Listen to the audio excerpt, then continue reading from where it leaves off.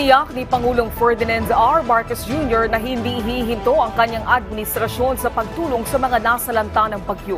Pinasalamatan naman ng Pangulo ang mga first responder, LGUs at kahit na mga nakaisa sa paghahanda at pagtulong sa mga biktima ng sunod-sunod na bagyo. Si Clazel Pardilla ng PTV sa Balitang Pambansa.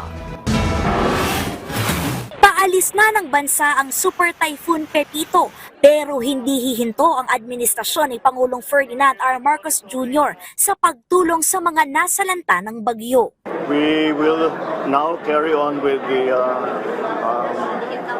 rescue of those isolated areas and the continuing relief for those who have been displaced and have no means to prepare their own meals and have no water supply. So yung ating relief na ginagawa kagaya ng dati.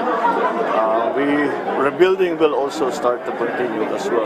Bukod sa mga food pack, hygiene kit at materyales sa paggawa ng bahay, nagbibigay din ng pinansyal na tulong at panimulang kabuhayan ang pamahalaan sa mga biktima ng bagyo. Nagpaabot ng pakikiramay ang punong ehekutibo sa mga naurilang pamilya ng mga nasalanta ng bagyo. I'm sorry and saddened to report that meron tayong casualty na isa sa Cam Norte. And you know my feelings about that is that one casualty is one casualty too many.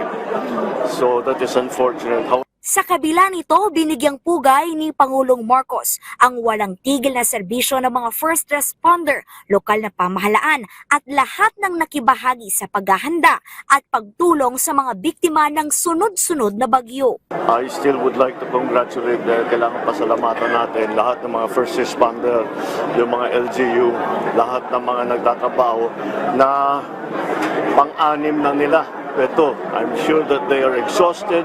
I am sure that they have they continue to do and work with as hard as they can. Kaya tayo po nagpapasalamat sa kanila. Taos-puso ring pinasalamatan ng Presidente ang mga taong nakiisa sa pamahalaan para mapigilan ang matinding pinsala ng bagyong Pepito. Kasabay nito ang panawagan ng Pangulo sa ating mga kababayan na tulungan ang mga Pilipino na naapektuhan ng bagyo ngayong Pasko. Sana naman, pagkadating ng Pasko, tayong mga Pilipino, alalahanin naman natin ang mga ating mga kababayan na kahit papaano na sinasalanta at kahit papaano sana yung ating sanang gawing papamasko, pamahaginan natin sa kanila. Kawawa naman at sila'y naghihirap. Clazel Pardilla, Balitang Pambansa.